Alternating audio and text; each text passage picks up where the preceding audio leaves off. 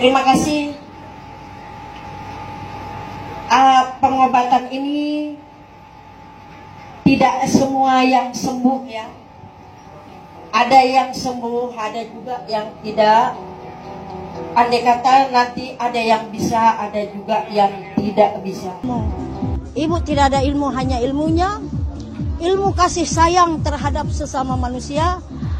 Ciptakan saling tolong menolong, toleransi, persaudaraan, walaupun berbeda suku, agama, ras, walaupun berbeda.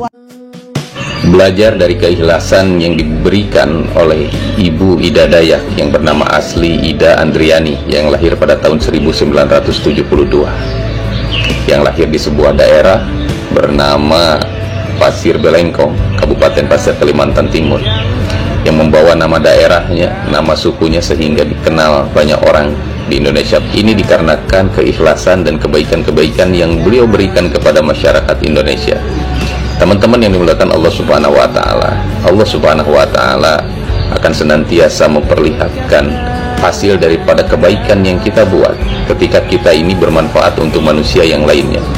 Khairun nas anfa'uhum linnas. Sebaik-baiknya manusia adalah manusia yang bermanfaat untuk manusia yang lainnya. Teman-teman yang dimuliakan Allah Subhanahu wa Ta'ala, apa yang diperlihatkan Ibu Ida Dayak menjadi satu pelajaran yang besar untuk kita. Bagaimana dikala banyak orang meraup banyak keuntungan, mencari penghasilan yang begitu besar, justru Ibu Ida Dayak memperlihatkan keadaan yang sebaliknya. Tentulah ini akan menjadi pembicaraan yang sangat akan berkembang, bahkan menjadi luas atas apa yang Ibu Ida Dayak lakukan. Tetapi teman-teman yang dimuliakan Allah Subhanahu wa Ta'ala, Allah Subhanahu wa Ta'ala akan senantiasa bersama hamba-hambanya yang tulus. Allah akan menjaga hamba-hambanya yang senantiasa ikhlas, bagaimana mau memberikan pertolongan terhadap makhluk yang lainnya, terutama berbuat baik terhadap manusia. Maka dengan hal ini kita support, kita berikan doa yang terbaik untuk Ibu Ida Dayak agar senantiasa Allah Subhanahu wa Ta'ala menjaganya dan menjadikan bagaimana beliau ini untuk tetap memberikan kebaikan-kebaikan, terutama untuk masyarakat yang kurang mampu. Karena saya melihat hal ini adalah hal yang positif. Adapun teman-teman yang memberikan komentar melalui DM, kemudian bertanya, "Bang, lalu bagaimana dengan ritual-ritual yang dibuat oleh Ibu Ida Dayak? Bagaimana itu hukumnya?" Teman-teman, saya di sini tidak akan berbicara hukum, tapi saya berbicara tentang kebaikan yang beliau buat. Ketika Ibu Dayak ini atau Ibu Ida Dayak ini melakukan ritual-ritual, yang saya pahami itu adalah salah satu metode untuk membuat rileks bagaimana pasiennya. Karena yang dilakukan ini bukan hal yang biasa loh. Bagaimana tulang yang sudah bengkok berusaha diluruskan, ini membutuhkan relaksasi yang luar biasa. Jika dibuat tegang, khawatir hasilnya justru akan membuat lebih patah. Tapi ini yang saya lihat, bagaimana apa yang dibuat oleh Ibu Ida Dayak ini adalah sesuatu yang sangat luar biasa dan harus kita apresiasi penuh dan berikan kita dukungan serta doa terbaik untuk beliau. Tentunya ini harus memiliki generasi penerus, dan memang ini harus dilestarikan, dan ini harus dijaga, dan ini harus diwariskan, agar bagaimana lahir begitu banyak lagi orang-orang yang diberikan kebaikan oleh Allah Subhanahu wa Ta'ala, kemudian mampu untuk menebarkan kebaikan. Dan tidak sedikit orang mengatakan bahwa Ibu Ida Dayak ini menggunakan sihir. Teman-teman yang dimuliakan Allah Subhanahu wa Ta'ala, wanita yang berusia 50 tahun lebih ini merupakan seorang muslimah. Maka di setiap kegiatan beliau seperti akan mengobati seseorang, maka beliau senantiasa mengucapkan kalimat tauhid la ilaha illallah.